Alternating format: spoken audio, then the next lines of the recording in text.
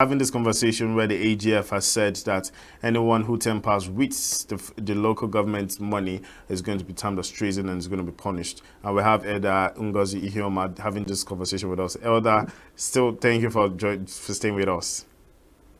Thank you. It's my pleasure. Yeah, so you were explaining something earlier. Sorry to cut you short. Can you just finish your train of thought? Yeah. The 1979 Constitution of the Second Republic had made provisions that the 3 tiers of government would be federal, state, and local government. Prior to this date, in 1976, the government had created 19 states. From the 12 states they created in 1967 to 19 states and 301 local governments. The funding of the local government in 1976 to 1979 is the fact that it has to be 10% grant from the federal government and 10% grant from the local government. Staffing was to be in what it was called a unified local government system, whereby the state and some federal officers were secondary to local governments. But in the 1979 Constitution, there was a provision that was made, a decree, that states that from October 1, 1979, the coming of the government of Shagari, the local government will become autonomous. What does it mean by becoming autonomous? That means each local government, then 301, will have each, in terms of staffing, local government service commission for each of them that will recruit staff to run them. At the same time, they will have their own attorney general. They will have their own accountant general.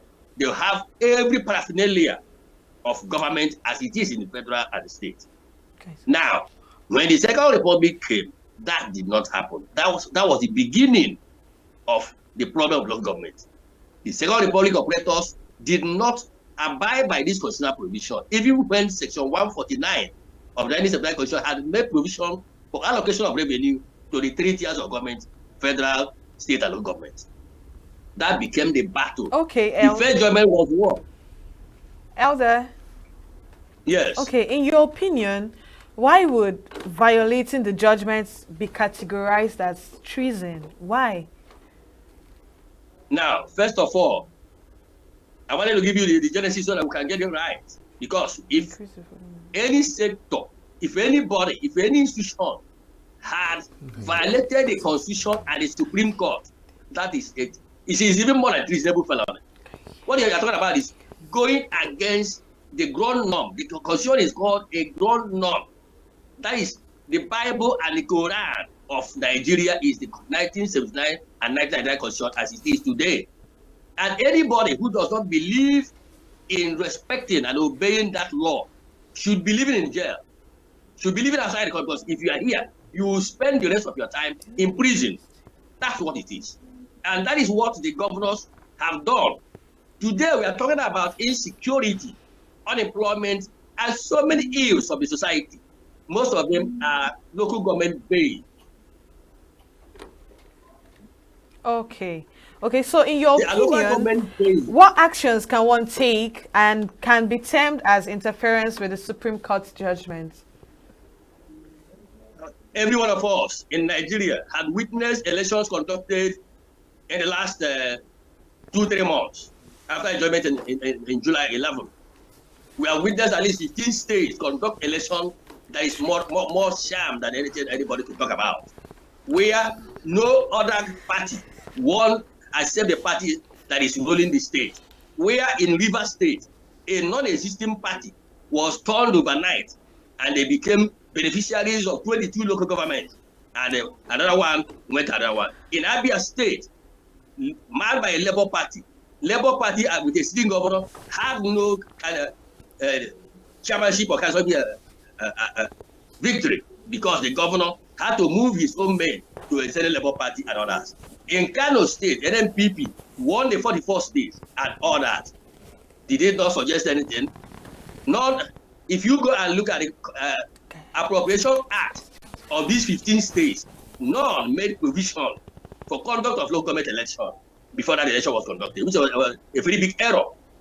And again, none of those chairmen and vice chairmen who were sworn in their state executive council by their governors and their attorney generals completed the code of conduct form to declare the assets and liabilities. And all these are infractions on the constitution, which no attorney general who knows his onions will allow to succeed. So today, we have chairmen who are sitting as sole administrators because of the way they were sworn in without completing their code of conduct. All these things are known to us. They are in the public glare. They have been published by newspapers and everywhere. So the governors and state governments have confronted the federal government, contrary to Section 4, sub 6 of the Constitution, which says that no state shall conduct itself in such a way that they will threaten the corporate existence of the Federal Republic of Nigeria, which as of today they have done.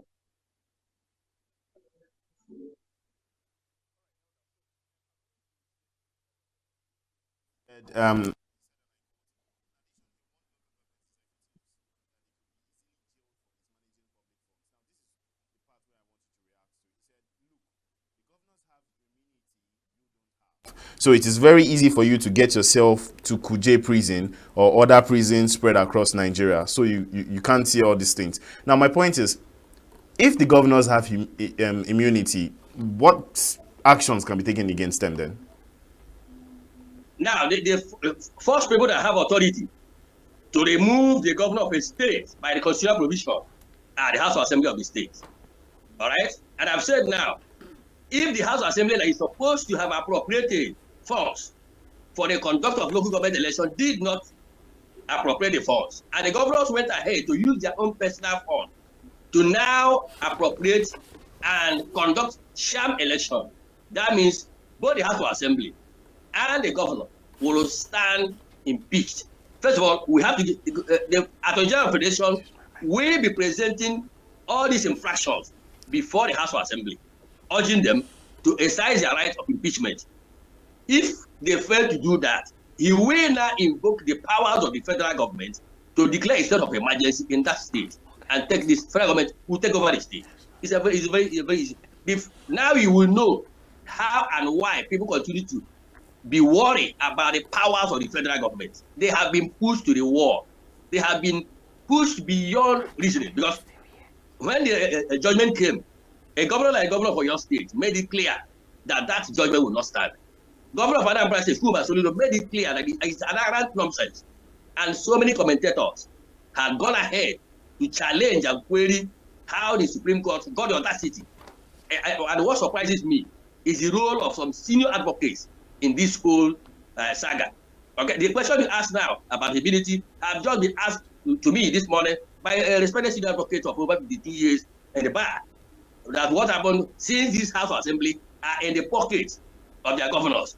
But I didn't want you to know that Section 4 sub 6 of the Constitution makes the federal government to see if there's a threat which the governors are posing, the state there will be a state of emergency, and that will consume both the immunity and the House of Assembly of the state.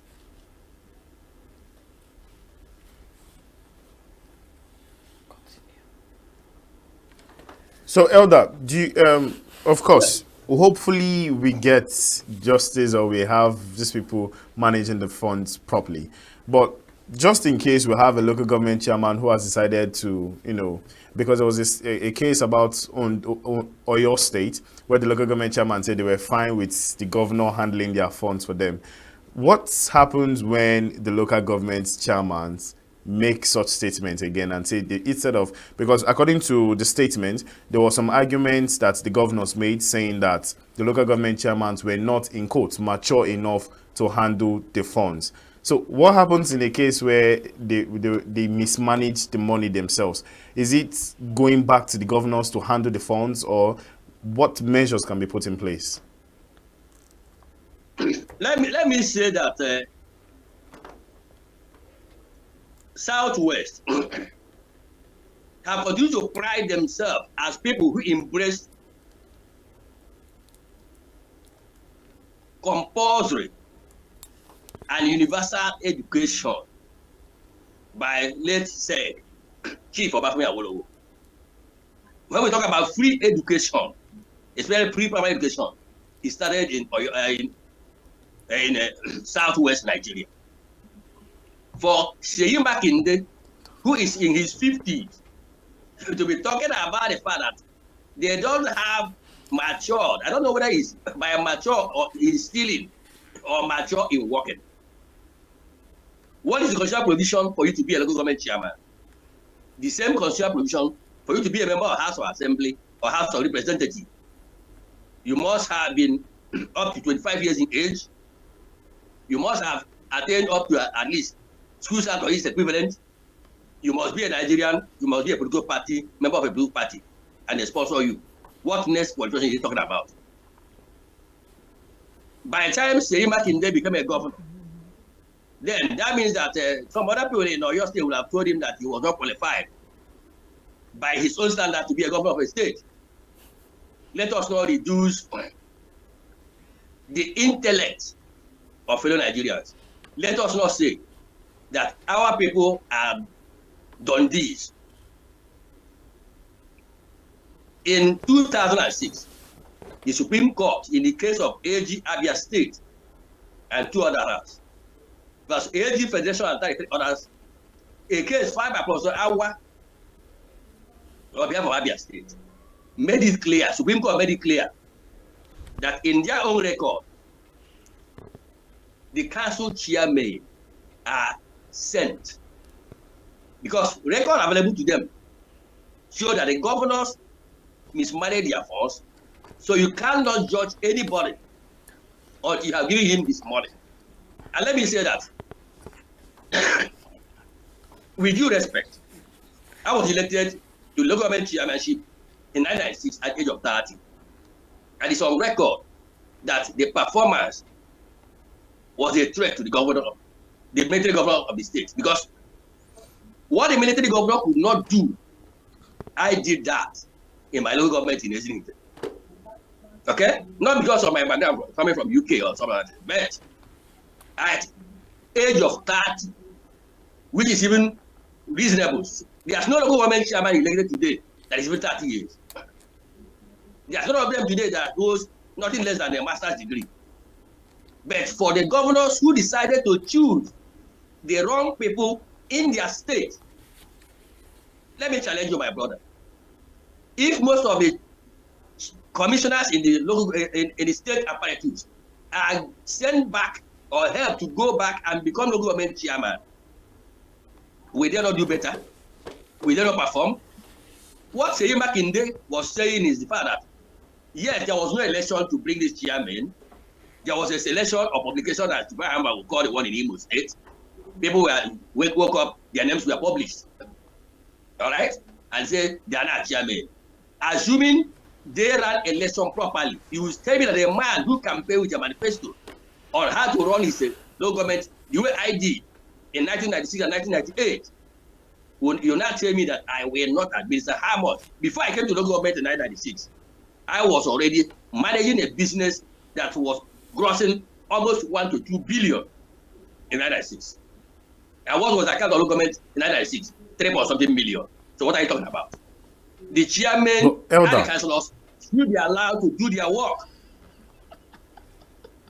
But Elder Ngozi, now the question is this. If truly, let's just say, let's put all cards on the table and say, fine, there's a possibility that these local government chairmen are, in quotes, not mature.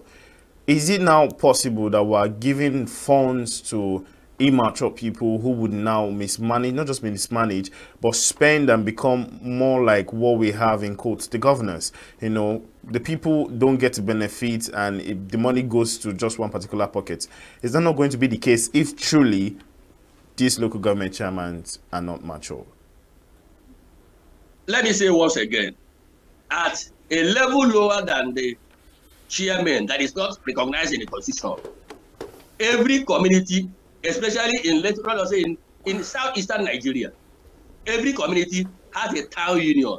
Have you tried to find out the quality of chairman, secretary, members of town unions in your community? My brother, that's why we have said, because politics was branded as evil. Those who were clever said that It's a dangerous game. It's a murky water. Don't go into it. Of late, we came up with idiom that government is not a good manager of resources. You can imagine most of it, especially when they come from the academia, okay, trying to deceive people. I don't know what it will take if the owner of this studio becomes the chairman of his local government. You tell me he will not manage it. For now that they have brought their cronies in office, they must allow them hire consultants, hire professionals that will assist them to deliver in their local government. Okay, sir. So, Elder Ngozi, what are your final words about the statement by the Attorney General of the Federation about local government autonomy? Just in a nutshell, tell us what you think about it. Courageous, and the fact that I urge every other senior advocate of Nigeria, every senior advocate, to join the Attorney General of the Federation to ensure their discipline, to ensure that the 36 Attorney Generals who are lawyers and who have helped the governors to misappropriate and misdirect and mismanage local government funds find their way to jail. There should be no excuse because they have no other place to call their own except the court. And if the court, highest court in the land, has made a pronouncement that is equally a policy statement, and some people are saying it will not be obeyed, it will be a very big disaster on the legal profession, and I don't expect the senior advocates to keep quiet. They must join one of their own. He is the Attorney General of the Federation to bring sanity and honor to this point. We must respect our constitution. That's the ground law. We cannot go beyond that. Okay, thank you, Elder Ngozi. Thank you so much for sharing your thoughts with us and giving us an insight on this particular issue. And we hope to do this often with you, as always. So have a great day ahead of you. Bye. Happy Sunday and Merry Christmas in advance.